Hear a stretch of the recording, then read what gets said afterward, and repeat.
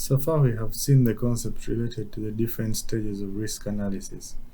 Now, we are going to see the procedures that can be used to perform a risk assessment. Regardless of the procedure used to evaluate the risk assessment should always begin with the identification of the pathways that the hazard can take to produce the unwanted event.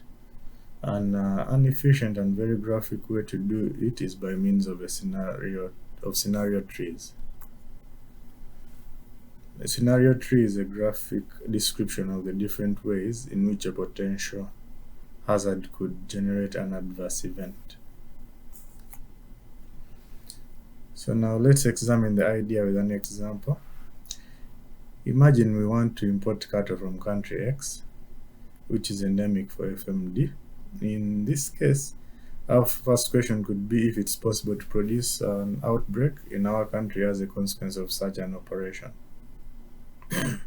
Pay attention to the question. We are not asking about the probability of producing an outbreak. For the time being, we just want to know whether an outbreak is possible or not. To answer that question, we need to identify all the events that must take place in order to produce the unwanted effect.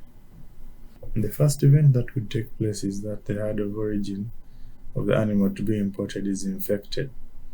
Therefore, our first question is the herd infected? So if the herd is infected, and our answer is no, then the adverse event cannot occur.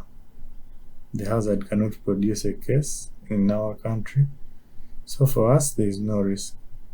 But if the herd is infected, then the second question of interest would be whether the animal is infected or not. If it's not, then there is no problem for us. But if the animal is infected, we would like to know if the animal survives or not. If it doesn't survive, there is no risk for us because the animal has died and obviously it was never imported. But if the animal survives, we would like to know if it escapes detection by the surveillance system of country X. Here again, we assume that if the animal is detected as infected, it won't be exported. So if the animal doesn't escape surveillance,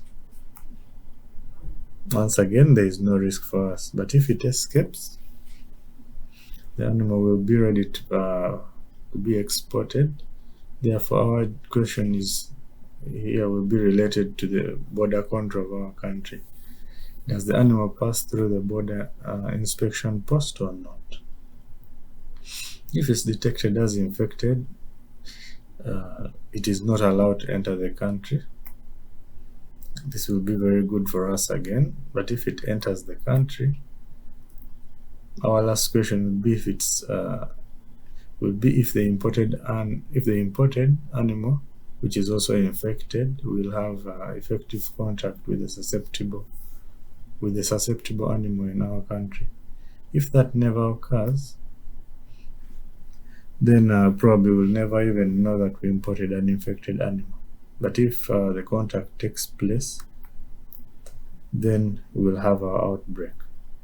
Looking at this scenario tree, we can answer our original question then, which by saying importing cattle from country X may produce an FMD outbreak in our country. But for that to happen, all these events must happen. If just one does not take place, the outbreak won't occur. So once arriving at this point, the obvious following question is how probable is it that the event will occur? Take it easy. That will be the subject of our next classes. So before finishing this class, we have some notes about scenario trees. Firstly, they are conceptual. That means that the events are not analyzed. No probability estimation is included in the tree. Scenario trees are a list of all the negative events that have to occur to produce an unwanted effect. If only one of them doesn't take place, the final effect will not occur. Also, they have to be more or less simple, and the number of events may be adapted according to availability of data. For instance, One may define a single event as the animal passes through the border inspection post. But this event could be divided into many smaller events, such as in the border inspection, the animal does not present clinical signs. Then, in the border inspection, the animal tests negative to test 1. And finally, in the border inspection, the animal tests negative to test 2. In future stages, you'll need to estimate the probability of these unwanted events, and sometimes data may be difficult to obtain. So that is the reason why the number of events must be carefully defined. To finish, the person or team in charge of performing a risk analysis cannot be an expert in all diseases or agents.